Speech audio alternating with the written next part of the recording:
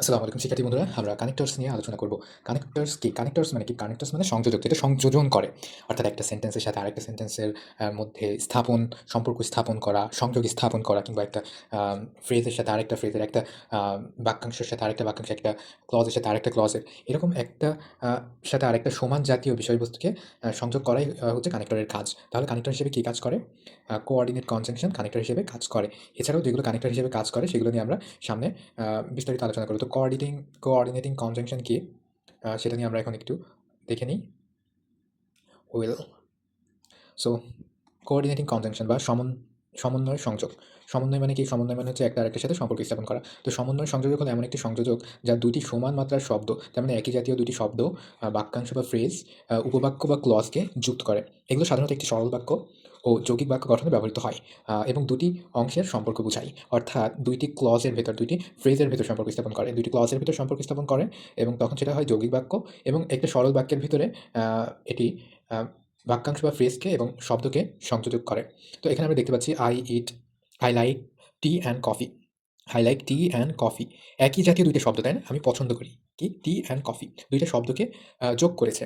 আর এখানে আমরা দেখতে পাচ্ছি হি ওয়াজ টায়ার্ড, সে ক্লান্ত, বাট কিপড ওয়ার্কিং, কিন্তু কাজ করছিল, তাই না? তো এটা হচ্ছে বাট দ্বারা দুইটা সেন্টেন্সকে যুক্ত করছে, দুইটা ক্লজকে যুক্ত করছে, এটা বলতে পারেন দুইটা ক্লজকে যুক্ত করছে। তো তাহলে এখানে আমরা দেখছি দুইটা শব্দকে যুক্ত করছে, এখানে দুইটা ক্লজকে যুক্ত করছে। সো এইটা কিন্তু সিম্পল সেন্টেন্স, তাই না? আর এটা কি সেন্টেন্স? এটা হচ্ছে কম্পাউন্ড সেন্টেন্স। ওকে, তো কম্পাউন্ড সেন্টেন্স কেন? কারণ এটা দুইটা ক্লজকে যুক্ত করছে।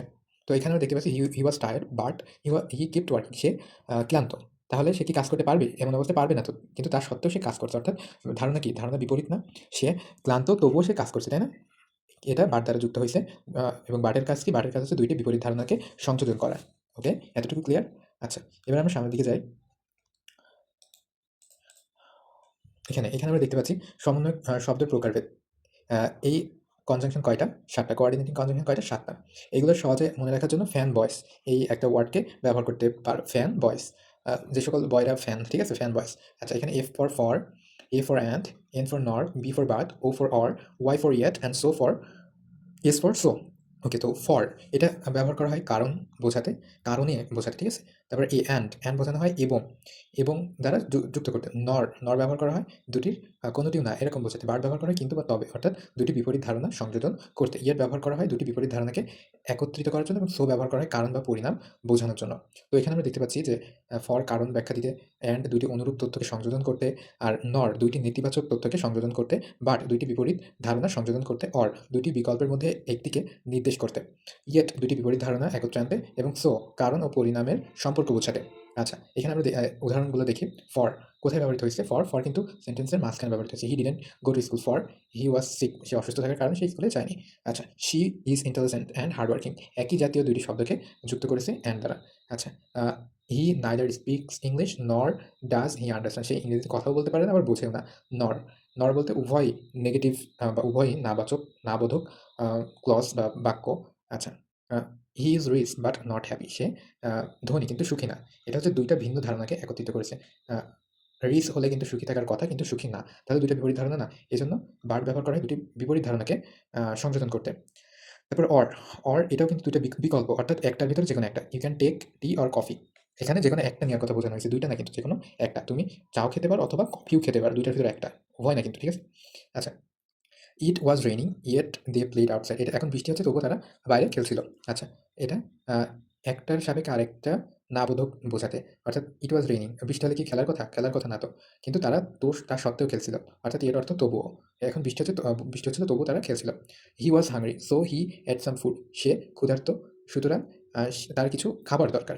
আচ্ছা, তো এখানে দেখতে পাচ্ছি যে তার ক্ষুধার্ত থাকার কারণে তার খাবার দরকার। তো সো হচ্ছে পরিণাম বা ফলাফল বা কোন কারণে, সেটা বোঝানোর জন্য আগে ব্যবহৃত হয়। এবং ইয়ের ব্যবহৃত হয় কখন আমরা বুঝলাম? বিপরীত দুইটি ধারণা একত্রে আনতে গেলে। অর্থাৎ যখন যা করা দরকার তখন তাই না করা হলে, বা যখন যেটা করার দরকার না হয় তখন যদি সেটা করা হয়, তাহলে ইয়েট ব্যবহৃত হয় এবং বাট ব্যবহৃত হয়। আহ, এবার আমরা দেখতে পাচ্ছি এখানে অর ব্যবহার করা হয় কখন? যখন দুইটার ভিতরে যেকোনো একটাকে বোঝাতে চাইবে তখন অর ব্যবহার করা হবে। এবং নর কখন ব্যবহার করা হয়? নর ব্যবহার করা হয় তখন যখন আম, যখন দুইটার ভিতরে, দুইটা ধারণার ভিতরে কোনোটিকেও না ইন্ডিকেট করা হবে, বা প্রত্যেকটিকেই না ইন্ডিকেট করা হবে, তখন অর্থাৎ উভয়কে যখন না ইন্ডিকেট করা হবে তখন এখানে এদের মাঝে নর বসবে। অর্থাৎ নাইদার এইটাও না, নর ওইটাও না, নাইদার নর। ঠিক আছে? আচ্ছা, অ্যান্ড ব্যবহার করা হয় কখন? ২ টা অনুরূপ ধারণা, ২ টা অনুরূপ আ অংশ, শব্দ এগুলোকে যোগ বা সংযোগ করতে মাঝখানে অ্যান্ড ব্যবহৃত হয়। আর ফর কেন ব্যবহার হয়? কারণ ব্যাখ্যা দিতে। অর্থাৎ কোনটা কিসের কারণে হইছে সেটা সেটা বোঝাইতে সেন্টেন্সের মাঝখানে এভাবে ফর ব্যবহৃত হয়।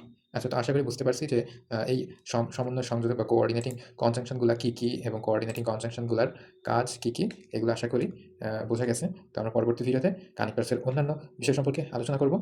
ধন্যবাদ। সামনের ভিডিওগুলো দেখার আমন্ত্রণ জানিয়ে এখানে শেষ করছি।